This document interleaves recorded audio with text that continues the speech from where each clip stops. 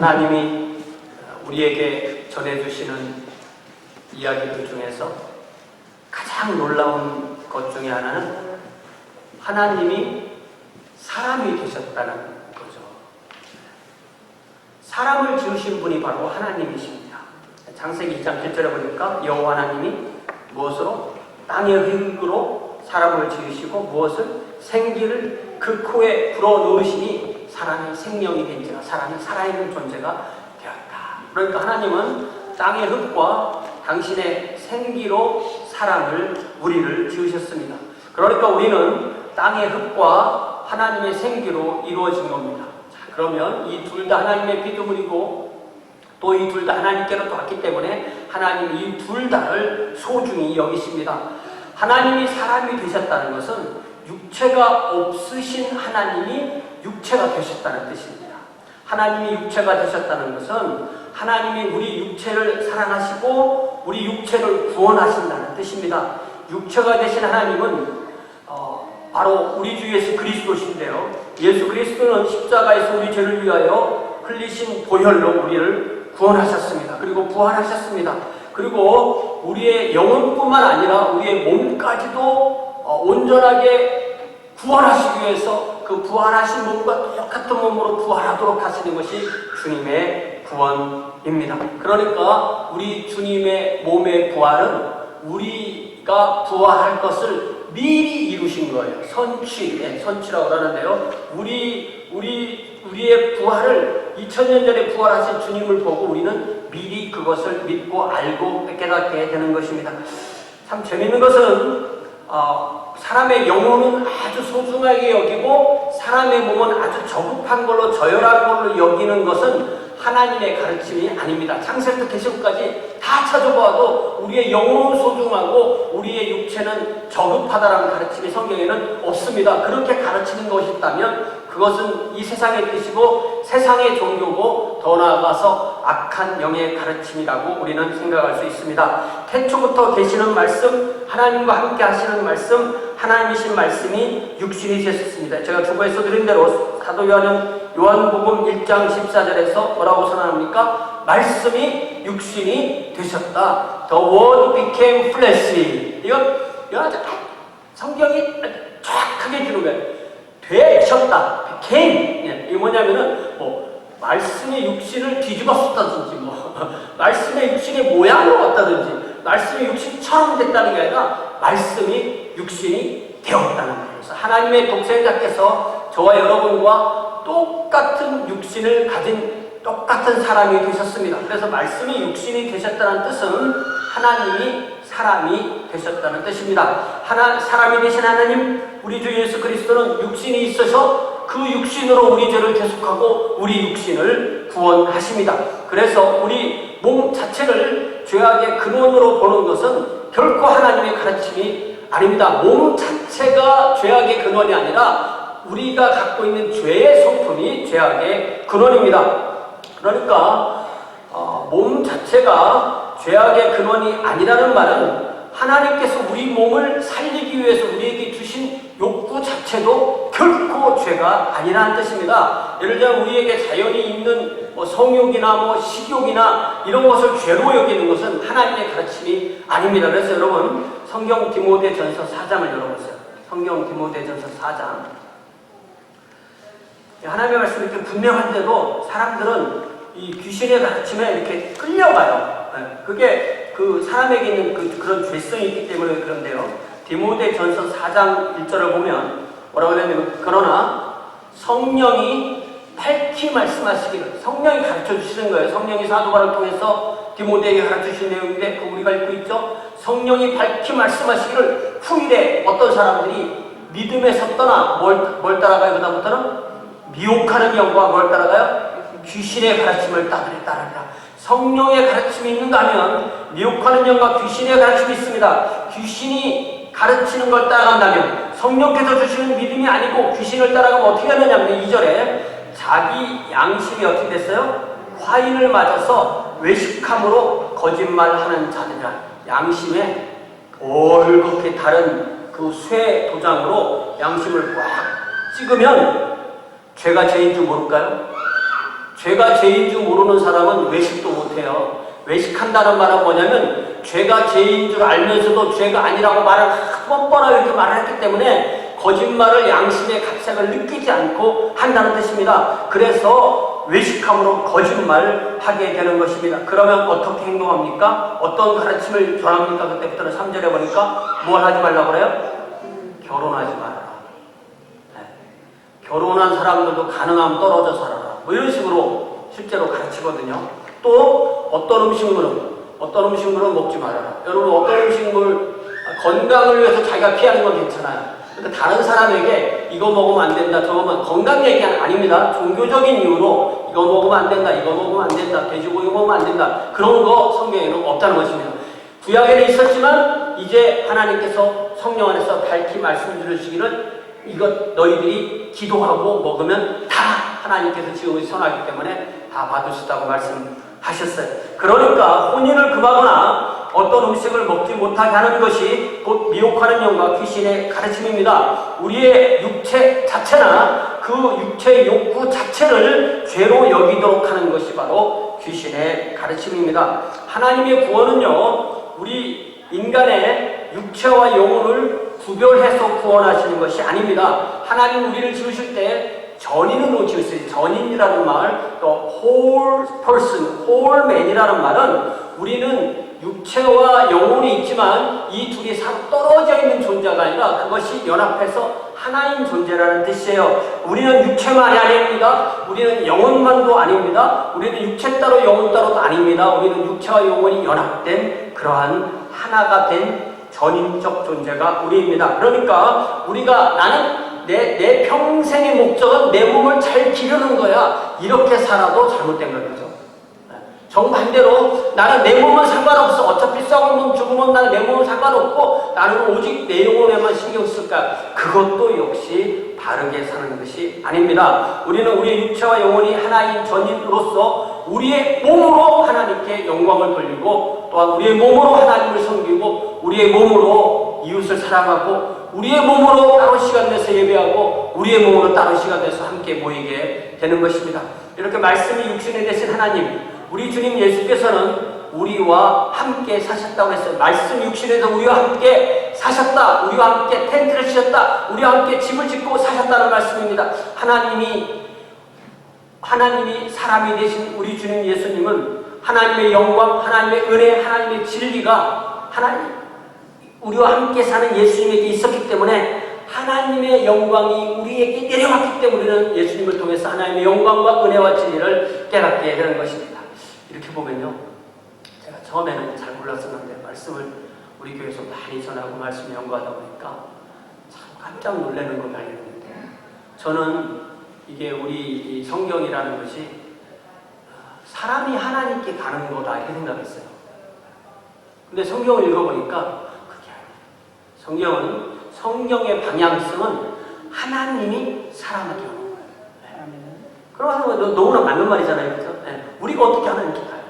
갈 수 없잖아요. 우리 능력은 안 되잖아요. 그러니까 하나님께서 우리에게 오는 것, 이게 성경이 가르치는 방향성이에요. 그러니까 우리가 하나님께 어떻게든 가려고 하는 걸 뭐라고 부르냐면 세상의 종교라고 말해요. 세상에 무수히 많은 종교가 있지만 어떤 종교도 복음의 내용을 가르치지 못합니다. 그래서 세상의 종교는 반드시 실패할 수밖에 없습니다. 하나님이 사람에게 오셔서 우리와 함께 살고 싶어 한다는 것을 알려주는 이야기, 이것을 바로 복음이라고 합니다. 종교는 실패하지만 복음은 하나님의 뜻을 이룹니다. 하나님께서 그렇게 하신 이야기를 듣고 우리가 할 일이 무엇입니까? 하나님을 신뢰하고 우리의 신뢰를 하나님께 두고 하나님의 명령을 따르는 것. 그 안에 있어요. 하나님의 계명을 따르고 예수님에 대한 믿음을 지키는 것이 바로 우리 주의 자녀들의 삶인 것입니다. 우리는 지난 주일에 요한계시록 첫 걸음을 떼어서 3절까지 말씀을 나눴는데요. 오늘은 4절부터 8절에서 전능하신 하나님이라는 제목으로 말씀을 나눕니다. 이 자리에서 함께 하시는 성령 하나님께서 하나님과 우리 사이에 놀라운 소통을 이 말씀 가운데 해주시기를 간절히 소망합니다. 4절에 보니까 그때 편지 쓰는 양식으로 누가 누구에게 편지를 쓴다 이렇게 먼저 써요. 그러니까 나는 요한이고 그리고 이 편지를 받는 분들은 아시아에 있는 일곱 교회입니다. 라고 이렇게 씁니다. 또 거기 디모데 요한계시록 1장 9절부터 보니까요. 요한계시록 1장 펴놓으시고 1장 9절부터 보니까 사도 요한은 그때 도미티아누스 황제의 그 박해로 반모라는 섬에 유배 중이었었거든요. 그리고 어느 날 주일 아침에 예배를 드리고 있는 중인데 주님께서 요한에게 임하셔서 말씀해 주세요. 그래서 11절을 보니까 이르되 네가 보는 것. 네. 또 이전에는 보는 것과 듣는 거라고 했잖아요. 그러니까 네가 보고 듣는 것을 두루마리에 써서 두루마리에 쭉 써서 어느 교회 보내라고 했어요? 같이 읽어볼까? 시작. 에베소, 서머나, 버가모, 두아드라, 사대, 빌라델피아, 라오디게아 교회 등 7교회에 보내라. 이렇게 하셨다는 것. 그래서 내가 지금 그 7교회에 편지를 보냅니다. 아시아에 있는 7교회를 편지를 보냅니다. 우리가 아시아 그러면 오늘날 아시아가 이스라엘부터 여기 일본까지가 다 아시아예요. 그러니까 이 아시아의 7교회 그럼 뭐 서울에도 있고 그렇게 생각하잖아요. 그런 아시아가 아닙니다. 이 아시아라는 말은요, 당대 그 1세기경에 로마 제국의 속주라는 게 있었거든요. 속주, 라틴어로는 프로빈키아라고 하는 말인데, 이 프로빈키아에서 나온 단어가, 영어 단어가 프로방스고, 이 프로방스가 이게 속주라는 의미예요. 예, 그러니까 로마가 계속 나라를 이렇게 정복해 나갔으니까 로마 제국이 다스리는 하나의 속주인데, 정확하게 우리 미국의 스테이트하고는 좀 다르지만 그런 개념이라고 생각하면 됩니다. 이 아시아 속주에 7교회가 있고 그 7교회 성도가 바로 이 요한계시록의 그 서신을 받는 직접적인 독자입니다. 여러분 사도행전 19장부터 이렇게 잘 보면요, 사도 바울이 3차 선교 여행하는 이야기가 나오는데 그때가 대략 52년경입니다. 그때 한 3년 정도 이 도시에 있었는데 이 3차 선교 여행의 거의 모든 시간을 에베소 한 곳에서만 머물러요. 처음에는 석 달 동안 에베소의 회당에 가서 말씀을 전해서 제자들을 따로 세우고 두란노라는 사람이 운영하던 사설 학원을 빌려서 매일 2년 동안 가르치다고 했어요. 여러분 매일 주일이든 뭐 주말이든 뭐 매일 2년 동안 가르쳤다고 했어요. 그렇게 가르치고 나니까 아시아 속주에 사는 자는 유대인이나 헬라인이나 다 주의 말씀을 듣게 되었습니다. 바울이 이 에베소에 약 3년 정도 머물렀거든요. 사도 바울의 제자가 계속 나오면서 그들이 계속 복음을 전하고 또 교회를 세고 하니까 사도 바울이 그 아시아 속주의 모든 사람 어떻게 1대1로 전하겠어요? 제자들을 계속 내니까 그들이 나가서 복음을 전하고 제자들 생기면 교회를 세우고 이렇게 했던 것입니다. 그래서 약 10년 후에 한 62년경에 사도 바울이 이제 로마의 감옥에서 골로새 교회에 편지를 보낼 때 이 골로새도 사도 바울이 방문했다는 기록이 없거든요. 근데 골로새서 뒷장에 보면은 골로새 교회, 라오디게아 교회, 히에라폴리스 교회, 그 인근에 있는 교회들 이름이 나와요. 이렇게 보면 아시아 속주에 교회가 7개만 있었던 게 아니에요. 그러니까 거기에다가 골로새 교회도 있었고 최소한 히에라폴리스 교회도 있었던 거예요. 그리고 우리가 알고 있는 디모데전서, 디모데후서가 사도 바울이 한 63년부터 67년 사이에, 그리고 마지막 디모데후서는 사도 바울이 두 번째로 감옥에 갇혀서 순교하기 직전에 디모데에게 보낸 편지인데 그 디모데가 바로 이 에베소에서 목회를 했던 사도 바울의 아들 같은 그런 제자였죠. 그래서 우리가 요한이 에베소에 있기 전에 에베소의 역사를 대충 보면 그렇게 됩니다. 그리고 사도 바울은 약 한 7년 8년경에 네로 황제의 핍박으로 참수돼서 순교를 하게 되죠. 그때부터 30년이 또 흘러서 그러니까 예수님께서 부활하신 때가 30년, 그리고 사도 바울이 순교한 때가 68년, 그리고 이 사도 요한의 요한계시록을 쓸 때가 95년이거든요. 그러니까 30년부터 95년이니까 벌써 65년이 지난 거잖아요. 그러니까 거의 2세대가 지난 것이 바로 이 요한계시록의 이야기입니다. 요한은 그때까지 살아있었던 거예요. 그래서 요한이 에베소를 포함한 이 아시아 속주에서 또 복음을 전하고 교회를 세우고 그렇게 섬겼을 때 핍박을 받게 됐고, 그래서 반모 섬에 가게 됐고, 그래서 그가 그 7교회에 편지를 보내게 됐습니다. 우리가 7교회에 편지를 보냈다는 것을 잘 생각해 보면요, 7이라는 숫자가 가지고 있는 상징성이 있어요. 그것은 뭐냐면 모든 교회에 보낸다는 뜻입니다. 일곱이라는 숫자가 완전성이기 때문에 단지 그 시대의 그 일곱 교회만 보내는 것이 아니라 시대와 장소를 초월해서 모든 교회에 보내는 편지다. 그러니까 저와 여러분도 이 요한계시록의 수신자가 되는 것입니다. 사도 요한은 이제 여기 그 4절에 보니까 4절 5절에 보니까 7개의 은혜와 평강으로 인사를 하죠. 그러니까 이게 은혜와 평강이라는 말이 5절에 나오지만 그 원어에는 이제 맨 앞에 나오는 거죠. 하나님의 은혜가 우리에게 임하면 우리 안에 평화가 이루어지는 것입니다.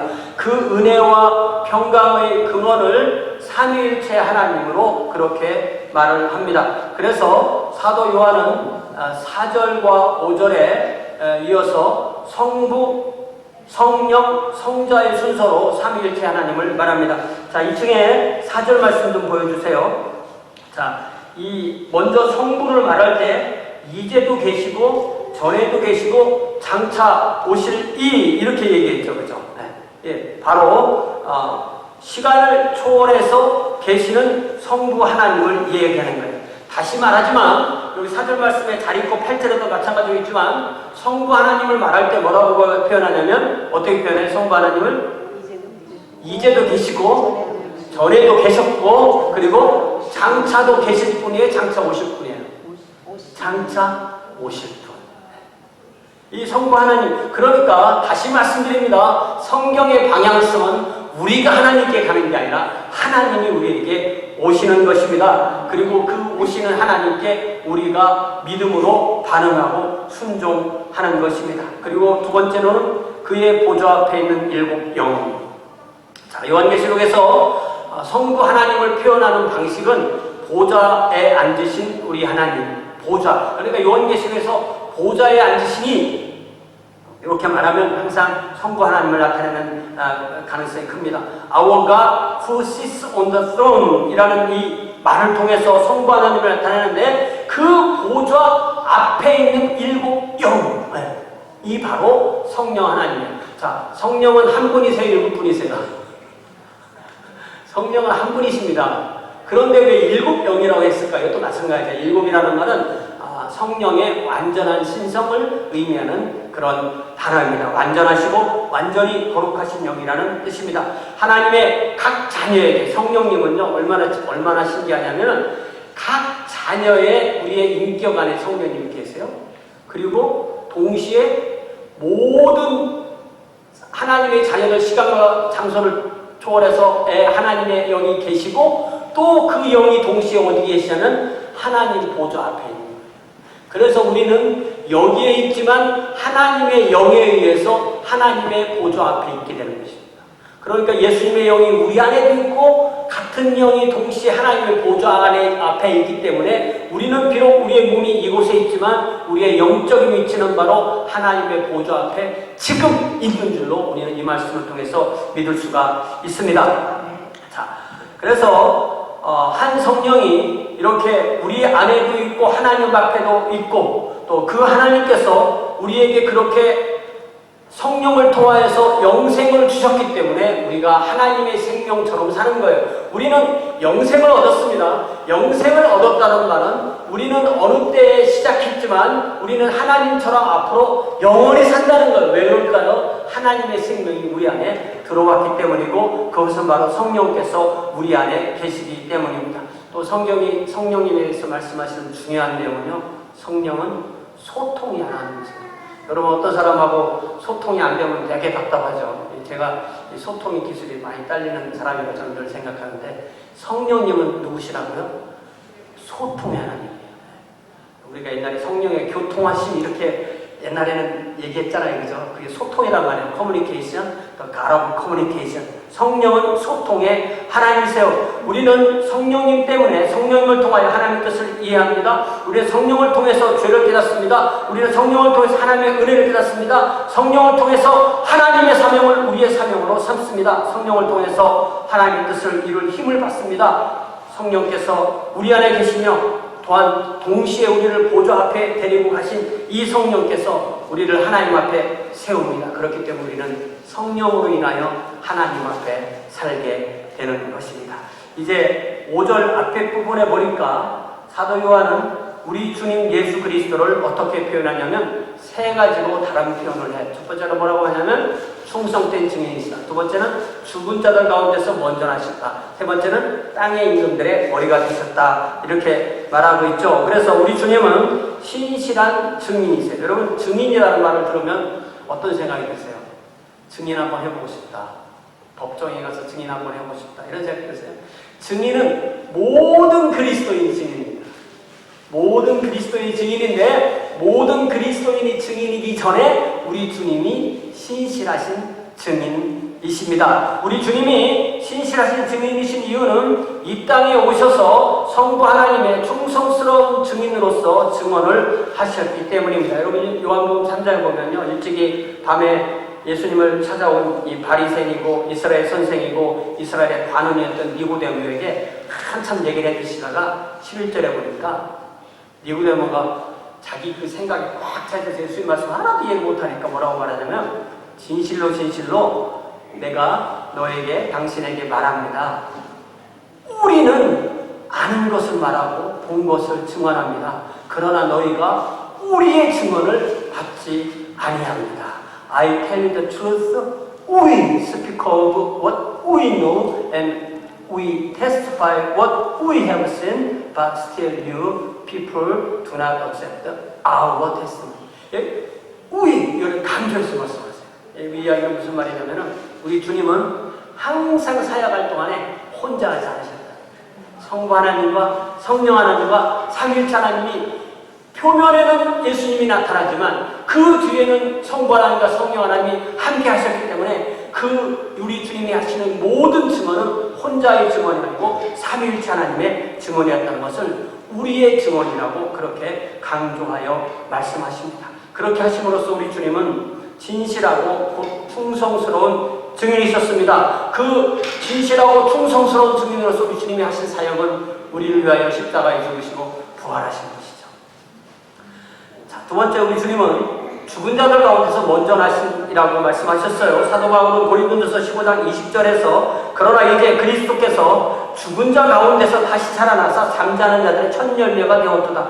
죽은 자들 가운데서 처음 나셨다. 내지는 여기 또 죽은 자 가운데서 다시 살아나신 첫 열매다. 죽은 자 가운데 처음 부활하신 분, 이 말을 고린도전서에서는 열매로, 첫 열매로 그렇게 이야기를 한 거예요. 그러니까 이 처음 나심이나 죽은 자 가운데 살아나신 첫 열매라는 말은 같은 말이에요. 같은 말인데, 자, 고린도전서 15장 20절에 잠자는 자들의 첫 열매 이 말을 통해서 우리가 무엇을 알게 되냐면 고대 이스라엘 사람들은 첫 열매를 드렸어요. 하나님께, 그죠? 첫 아들을 드리고. 첫 아들을 드린다는 뜻은 뭐냐면 하나님 이거 첫 아들 받으세요. 첫 열매 받으세요. 그리고 나머지는 다 내 겁니다. 그 뜻이 아니에요. 첫 아들을 드림으로써 이 모든 것이 하나님의 거라고 고백하는 거예요. 첫 열매를 드림으로써 이 모든 것이 다 하나님의 거라고 고백하는 거예요. 우리 주님께서 잠자는 자들의 첫 열매가 됐다는 것은 우리 주님의 부활에 저와 여러분의 부활이 붙어 있다는 뜻입니다. 그래서 이것을 우리 주님은 우리 부활의 선취다. 이렇게 표현합니다. 말이 좀 어려운 것 같지만 우리에는 아직 부활을 안 입었지만 이미 우리 주님의 부활하셔서 2000년 전에 우리 부활이 이루어졌다. 이렇게 말하는 겁니다. 우리와 같은 몸이 되신 우리 주님이 그 몸으로 우리 죄를 대신하시고 부활하셨습니다. 그래서 주님의 보혈로 이루신 복음을 믿는 모든 사람은 주님의 부활한 몸처럼 부활의 몸을 갖게 되는 것입니다. 우리는 우리 안에서 계시며 동시에 보좌 앞에 계신 성령으로 인하여 하나님 앞에 있다고 그랬죠. 또 마찬가지로 우리는 지금 현재 이 몸으로 살고 있지만 2000년 전에 이미 복음을 완성하신 우리 주님의 부활 안에 우리 부활이 붙어있게 되는 것입니다. 그래서 우리는 우리 주님이 2000년 전에 이루신 우리의 부활이 우리에게 어느 날 일어날 미래의 일인데 우리는 그것을 이미 우리 주님 안에서 보았기 때문에 우리는 그것을 믿고 기억하고 우리의 미래를 기억하는 거예요. 우리는 우리의 미래를 기대한다고 생각하죠. 그러나 성경을 잘 보면요, 미래를 이미 말씀해 주었기 때문에 과거에 그렇기 때문에 우리는 미래를 기억할 수 있게 되는 것입니다. 이처럼 우리는 미래를 기억하는 믿음 안에서 오늘을 살게 됩니다. 세 번째로 우리 주님은 땅의 임금들의 머리가 되셨다고 그랬죠. 요한계시록 11장 15절에 보면은 요한이 이런 음성을 듣죠. 이 세상 나라가 우리 주와 그의 그리스도의 나라가 되고 그가 세세토록 왕노릇하리라. 우리가 메시아 할렐루야에서 늘 부르는 그 가사잖아요. 우리는 이 세상 나라에서 삽니다. 그러나 우리의 진정한 왕은 왕 중의 왕이신 우리 주님이십니다. 그래서 그리스도인은요, 이 세상이 요구하는 최소한의 요구를 맞추려고 살지 않습니다. 우리는 왕 중의 왕이신 우리 주님께서 명하시는 최대한의 요구에 맞추려고 사는 것입니다. 우리는 이 세상이 요구하는 법의 최소한에 맞추어서 이 세상이 주는 그러한 벌칙을 받지 않을 정도로만 사는 것이 아니라 하나님께서 우리에게 주신 계명대로 사랑으로 살라는 그 최고의 명령에 맞추어 사는 것이 바로 우리의 삶이고, 그렇게 함으로 주님께 영광을 돌리게 되는 것입니다. 이제 5절 뒷부분이, 절이 이렇게 했지만 5절 뒷부분이 이제 송영이에요. 5절 뒷부분과 6절이 이제 독설로지, 이렇게 하나님께 영광을 돌리는 찬양인데, 요한은 이 영광을 돌릴 때, 그러니까 처음에 영광을 돌리고 편지를 시작하는 거죠. 돌릴 때 앞에는 은혜와 평강한 삼위일체 하나님을 얘기를 했는데, 이제 이 영광을 돌리는 곳에서는 성자 하나님만 이렇게 따로 떼서 얘기를 해요. 그래서 자신이 영광과 능력을 돌리는데 그 하나님이 누구냐면 성자 하나님이세요. 그러면서 그 예수님을 둘로 나눠 설명하는데, 첫 번째는 그분은 우리를 사랑하사 그의 피로 우리 죄를 해방하신 분이시다. 이렇게 되어 있죠. 5절 뒷부분에. 그래서 이 성경에서 피라는 말이 나오면요, 이거 무조건 생명 이렇게 이해하면 거의 틀림이 없습니다. 그러니까 우리 주님께서 십자가에서 우리를 위해서 흘리신 피는 우리 생명을 죄와 죽음으로부터 사시기 위해서 흘리신 피를 말하는 것입니다. 우리는 주님의 핏값으로 사신 바 되었습니다. 그래서 우리는 죄의 권세와 사망의 권세로부터 해방되었습니다. 그것이 바로 우리가 주님께 입은 은혜이고 사랑이죠. 그리고 6절에 보니까 두 번째로 우리 주님을 누구시다가 있냐면 그의 아버지 하나님을 위하여 우리를 나라와 제사장으로 삼으신 그분이다. 그러니까 우리는 나 구원받았어요. 나 하나님의 자녀가 됐어요. 이런 말 얼마나 많이 해요. 그러나 나는 하나님의 나라 백성이 되었어요. 이런 말씀 하십니까? 나는 하나님의 제사장이 되었어요. 이런 고백하십니까? 이 6절에서 분명히 보기를 예수님께서 우리를 십자가의 보혈로 구원하신 이유는 우리를 하나님의 왕국으로 삼으시고 하나님의 제사장으로 삼으시기 위해서 우리를 그렇게 하셨다고 말합니다. 그러므로 우리가 구원받은 목적은 우리 주님의 아버지이시며 하나님이신 성부 하나님을 잘 섬기기 위함인데, 그 섬기기 위해서 우리는 하나님 나라의 백성이 됐고 하나님의 백성을 집합으로 부를 때 우리는 하나님의 왕국이 되었다고 합니다. 더 나아가서 우리는 하나님의 제사장이 되었죠. 여러분, 제사장이 누구라고 그랬어요? 제사장은 하나님과 백성 사이에 서 있는 사람이죠. 하나님과 백성 사이에 서 있기 때문에, 우리를 제사장으로 삼으셨기 때문에 우리는 하나님을 제사장으로서 예배합니다. 그리고 우리를 제사장으로 삼으셨기 때문에 세상에 하나님의 말씀을 선포하고 세상에 하나님의 말씀대로 삶으로써 본을 보이게 되는 것입니다. 그런데 우리가 교회 오면 얼마나 세상이란 말 많이 들어요. 세상이라 생각하면은 지구본을 다 생각하고 글로벌, 나는 아프리카에 가서 뭘 할까, 나는 러시아에서 뭘 할까, 이런 생각을 하시는데 세상은 그런 게 아닙니다. 세상은 뭐냐면, 세상은 내 영향력이 끼치는 데를 말하는 거예요. 실제적인. 그렇지 않겠어요? 그죠? 그렇기 때문에 이 세상 안에 형제와 이웃이 포함된다고 하면 가장 가까운 세상은 어디겠어요? 그러니까 가족이에요. 여러분의 배우자입니다. 여러분의 자녀입니다. 여러분의 부모입니다. 여러분의 형제입니다. 여러분의 교회예요. 여러분의 직장이 여러분의 학교고, 우리가 늘 만나는 그 사람이 세상이고 그 안에 신자와 불신자가 섞여 있기 때문에 그들에게 하나님의 왕국 백성으로 그들에게 보여주고 제사장 역할함으로써 그들이 하나님의 왕국으로 들어올 수 있도록 하는 역할, 그것이 바로 하나님을 섬기는 백성과 제사장으로서 산다는 것입니다. 그것이 바로 그렇게 사는 사람이 하나님을 잘 여러분이 섬기도록 예수님께서 우리를 구원하셨어. 이 말은 하나님의 사명이 나의 사명이거든요. 하나님의 사명이 뭐예요? 하나님의 왕국을 만드는 거잖아요. 우리의 사명은 뭐예요? 우리의 사명이 하나님의 사명과 다 다른 거면 우리는 헛믿는 거예요. 우리 하나님하고 박자가 안 맞는 거예요. 하나님의 사명이 우리의 사명되도록 하신 것이 바로 우리의 구원인 줄 믿습니다. 그리고 그것이 우리의 삶 가운데 우리의 구원이 이루어지는 방식입니다. 이제 7절에 보니까 7절 8절에서 사도 요한은 요한계시록의 또 결론을 먼저 선언해요. 요한계시록 지금부터 그만하고 이제 안 봐도 요한계시록의 가장 중요한 결론이 7절에 딱 나오는데 그게 뭐냐면 볼지어다 예수님이 구름을 타고 오시리라 이거예요. 그러니까 요한계시록의 가장 중요한 선언은 우리 주님이 오신다. 지난주에 보았던 열천녀의 비유에서도 열천녀가 잠자고 있었는데 보라 신랑이 오다 하니까 다들 깨었듯이 이 요한계시록을 볼 때마다 우리는 보라 왕이 오신다, 보라 그가 오신다, 보라 신랑이 오신다는 그 음성을 듣게 되는 줄로 믿습니다. 볼지어다 그가 오시리라. 주님이 구름을 타고 오실 때 모든 사람이 그를 볼 것이며 모든 족속이 그를 보고 할렐루야 하는 게 아니라 뭐라고 그랬어요? 모든 족속이 그를 보고 애곡하다 아니라 슬피 울리라 이렇게 되어 있어요. 그러니까 주님께서 오실 때 역사 안에 살았던 모든 사람이 다 부활해서 주님을 만나게 되는데 그때 어떤 사람들은 주님을 기쁨으로 만나는 사람들이 있는가 하면은 어떤 사람들은 주님을 보면 그 순간이 애국의 순간이 되는 사람들이 있다는 것입니다.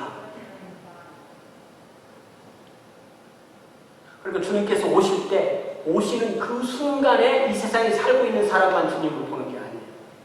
그러면서 뭐라고 말하냐면 각 사람의 눈이 그를 보겠고 그를 찌른 자도 보고 땅에 있는 모든 족속을 본다고 그랬어요. 여러분 그 요한복음 19장에 보면요, 우리 주님께서 십자가에서 돌아가시고 십자가 못 박혀서 이제 운명하시고 나서 군인들이 와서 이제 이 사람들이 죽었나 안 죽었나 3명이 십자가에 못 박혔으니까 그걸 점검할 때 우리 주님께 와보니까 이미 돌아가셨어요. 그러니까 돌아가셨으면 그냥 두문다는데 그냥 그 군인이니까 그냥 창으로 옆구리를 푹 찔러본 거예요. 네. 그러니까 물과 피가 나왔다. 그래 저게 바로 그를 찌른 자들 내지는 그를 찌른 자 이렇게 되는 것입니다. 그때가 연고가 몇 년이냐면 AD 30년이에요. 그죠? 네. 그럼 그때 그 사람이 만약에 30살이라고 합시다. 그러면 지금 95년이니까 이 사람이 또 95살쯤 된 거예요. 찌른 자. 그렇게 사실은 이 찌른 자도 사도 요한만큼 오래 산 사람이 아니라면 그 사람도 사실은 죽었을 가능성이 큰 거예요. 그러니까 이 7절 말씀은 예수님이 오실 때 그 자리에 있는 사람만이라는 뜻이 아니에요. 모든 사람이 예수님을 믿든 안 믿든 다 보는데 믿지 않는 사람은 애곡하게 되고 믿는 사람들은 천국에 들어가서 기쁨으로 주님을 맞게 된다는 것입니다. 자, 이제 8절에 보니까 사도 요한은 우리 주 예수 그리스도의 오심이 그분만 오시는 것이 아니다라는 것을 다시 말해요. 참 우리가 성경을 자세히 안 보면요, 그게 과연 맞잖아 이런 생각이 들어요. 8절 잘 보세요. 7절에서는 우리 주님이 오신다고 그랬죠. 8절에서는 또 누가 오신다고 그래요? 성부 하나님이 오신다고 해요. 나는 알파와 오메가다. 나는 시작과 끝이다. 지금도 있고 이제도 있지만 장차 올 자다. 전능한 자다. 이렇게 말씀하십니다. 여러분 데살로니가전서 4장 14절을 찾아보셔야 되는데요. 데살로니가전서 4장 14절을 보면 한 말씀 안에 얼마나 많은 내용이 확 지각됐는지 여러분 데살로니가전서 4장 14절 찾아보세요. 이 말씀을 사람들이 좀 잘 그게 맞아? 말씀에는 그렇게 돼 있지만 실제 그런가요? 이렇게 생각하는 분들이 많아요. 잘 보세요. 자, 우리가 데살로니가전서 4장 14절 우리가 예수께서 죽으셨다가 다시 살아나는 것을 믿을지인데 믿습니까?